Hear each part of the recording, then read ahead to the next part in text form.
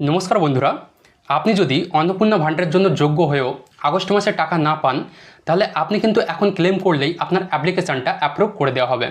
আপনি হয়তো দেখেছেন যে অনেকের আন্ডার প্রসেস ছিল বা অনেকের ফর ফার্দার ভেরিফিকেশান ছিল, তাদের অনেকেরই কিন্তু অ্যাপ্লিকেশানটা অ্যাপ্রুভ করে দেওয়া হয়েছে। এবার ক্লেম করাটা মেন বিষয় না, ক্লেম করার সময় আপনি কি লিখছেন আর কি ডকুমেন্ট আপলোড করছেন এটাই হচ্ছে মেন বিষয়। আপনি যদি অ্যাপিল করার সময় সঠিকভাবে লিখতে পারেন আর সঠিক ডকুমেন্ট আপলোড করতে পারেন, তাহলে আপনার অ্যাপ্লিকেশানটাও কিন্তু 100% অ্যাপ্রুভ করে দেওয়া হবে। তো আজকে ভিডিওতে আমি সেটাই বলবো যে আপনার অ্যাপ্লিকেশানের স্ট্যাটাস অনুযায়ী আপনি কি লিখলে আপনার অ্যাপ্লিকেশানটা 100% অ্যাপ্রুভ হবে। তো তার জন্য এই ভিডিওটি আপনি ধৈর্য সহকারে দেখুন। তো সবার ফার্স্টে আপনি অন্নপূর্ণা ভাণ্ডারের যে পোর্টালটা আছে সেই পোর্টাল থেকে আপনার অ্যাপ্লিকেশনের স্ট্যাটাসটা আপনি এখানে চেক করবেন। এখানে আপনি খেয়াল করবেন যে আপনার অ্যাপ্লিকেশনের স্ট্যাটাসে কী লেখা দেখাচ্ছে।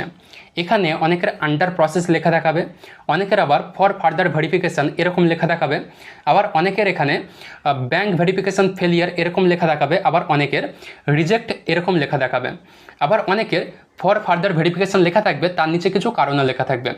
এরকম লেখা থাকবে যে তারা ইনকাম ট্যাক্স পে করেন, আবার অনেকের আরবান এরিয়াতে 3টের বেশি রুম আছে এরকম লেখা দেখাবে। আবার যাদের অ্যাপ্রুভ লেখা দেখাবে তারা তো এই মাসে টাকা পেয়েছেন, আবার প্রত্যেক মাসে টাকা পাবেন। এবার যারা টাকা পাননি তারা তাদের স্ট্যাটাস অনুযায়ী কিভাবে ক্লেম করবেন এবার সেটা দেখে নিন। দেখুন আমি একটা একটা করে বুঝিয়ে দিচ্ছি, আপনারা দেখুন। সবার ফার্স্টে আপনি কি করবেন, দেখুন এখানে অবজেকশন অ্যান্ড ক্লেম বলে যে অপশানটি আছে এখানে আপনি ক্লিক করবেন। ক্লিক করার পর এখান থেকে আপনি স্ক্রল করে নিচে আসবেন। দেখুন এখানে ক্লেম বাই অ্যাপ্লিকেন্ট যে অপশানটি আছে এখানে আপনি ক্লিক করবেন। ক্লিক করার পর আপনার অ্যাপ্লিকেশনের ডিটেলসটা আপনি এখানে দেখতে পাবেন।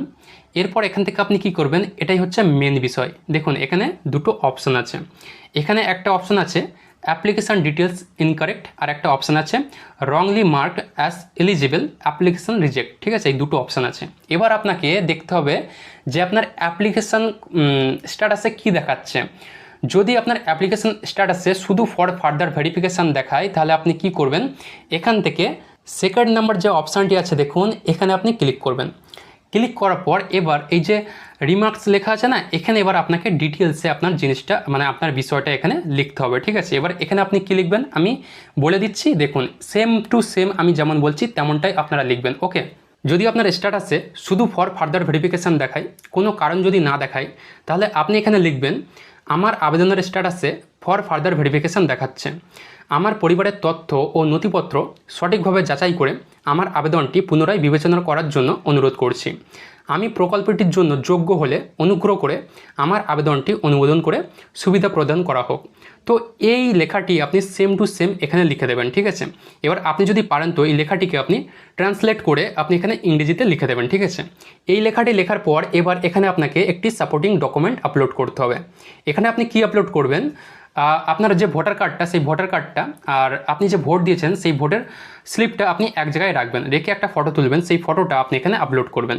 ফটো আপলোড করার পর এবার দেখুন এখানে যে সাবমিট ক্লেম যে অপশানটি আছে এখানে আপনি ক্লিক করবেন, আপনার ক্লেমটা সাবমিট হয়ে যাবে। ঠিক আছে, এটা তাদের জন্য যাদের শুধু ফর ফার্দার ভেরিফিকেশান দেখাচ্ছে, কোনো কারণ দেখাচ্ছে না, এটা শুধু তাদের জন্য।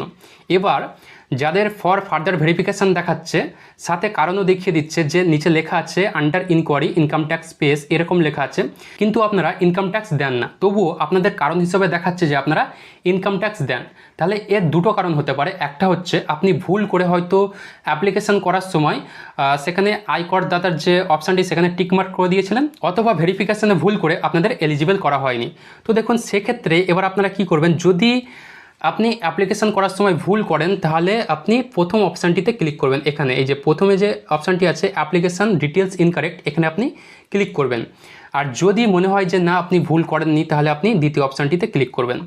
এবার দ্বিতীয় অপশানটিতে ক্লিক করার পর আপনি এখানে কি লিখবেন, এখানে আপনি লিখবেন যদি আপনাদের ইনকাম ট্যাক্স পে এরকম দেখায় তাহলে আপনি লিখবেন, এখানে আপনি লিখবেন আমার আবেদনে আমাকে ইনকাম ট্যাক্স পেয়ার হিসাবে দেখানো হয়েছে, কিন্তু আমি কোনো ইনকাম ট্যাক্স প্রদান করি না এবং আমার নামে এমন কোনো তথ্য সঠিক নয়। অনুগ্রহ করে বিষয়টি পুনরায় যাচাই করে ভুল তথ্য সংশোধন করে আমার আবেদনটি বিবেচনা করার অনুরোধ করছি।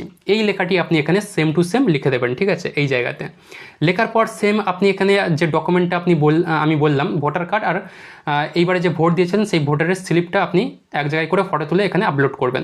আপলোড করার পর নিচে এই যে এখানে লেখা আছে সাবমিট ক্লেম, এই যে সাবমিট ক্লেম লেখা আছে এখানে আপনি ক্লিক করবেন, আপনার ক্লেমটা সাবমিট হয়ে যাবে। এবার যদি আপনার ফর ফার্দার ভেরিফিকেশানের কারণ হিসাবে দেখায় যে আরবান এরিয়াতে 3টের বেশি রুম আছে। তাহলে আপনি এখানে কি লিখবেন, এখানে আপনি লিখবেন আমার আবেদনে 3টের বেশি ঘর থাকার তথ্য দেখানো হয়েছে, কিন্তু বাস্তবে আমার বাড়িতে 3টের বেশি ঘর নেই। প্রদর্শিত তথ্যটি সঠিক নয়, অনুগ্রহ করে আমার বাড়ির প্রকৃত পরিস্থিতি যাচাই করে ভুল তথ্যটি সংশোধন করে আবেদনটি পুনরায় বিবেচনা করার জন্য অনুরোধ করছি। এই লেখাটি আপনি সেম টু সেম লিখবেন। লেখার পর যেটা আমি বললাম সেম টু সেম সেই কাজটা আপনি করে দেবেন, যে ফটোটা আপলোড করতে বললাম সেটা করে দেবেন, ঠিক আছে। এটা ছিল হচ্ছে ফর ফার্দার ভেরিফিকেশন, যাদের 3টের বেশি রুম দেখাচ্ছে তাদের জন্য। এবার আপনার যদি সত্যিই অ্যাপ্লিকেশন করার সময় কোনো ভুল করে থাকেন, তাহলে আপনি কিন্তু এই যে ফার্স্ট যে অপশানটি এটাতে আপনি ক্লিক করবেন। ক্লিক করার পর এখানে আপনি লিখবেন আবেদন করার সময় অসাবধানতাবশত আমার আবেদনে ভুল তথ্য প্রদান করা হয়েছে। ভুলবশত ইনকাম ট্যাক্স বা আমার বাড়িতে 3টের বেশি ঘর আছে এমন তথ্য দেওয়া হয়েছে। প্রকৃতপক্ষে প্রদত্তটি সঠিক নয়। এই ভুলের কারণে আমার আবেদনটি অনুমোদিত হয়নি।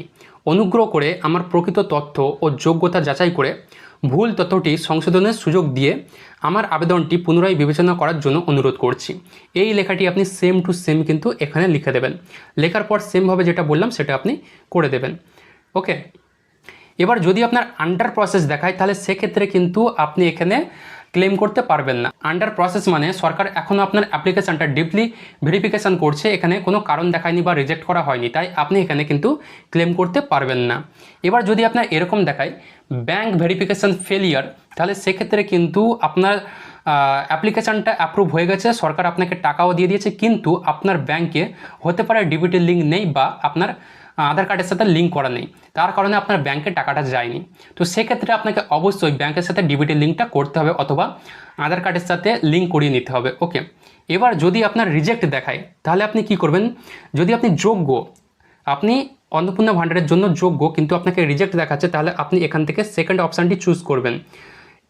এরপর এখানে আপনি কি লিখবেন, আমার অন্নপূর্ণা ভাণ্ডার প্রকল্পের আবেদনটি রিজেক্ট দেখাচ্ছে, কিন্তু আমি মনে করি আমার আবেদনটি ভুল তথ্যের ভিত্তিতে প্রত্যাখ্যান হয়েছে।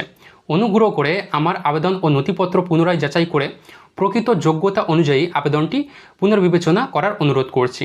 এই লেখাটি আপনি সেম টু সেম লিখে এখানে আপনি সাপোর্টিং ডকুমেন্ট যেটা বললাম সেটা আপলোড করবেন।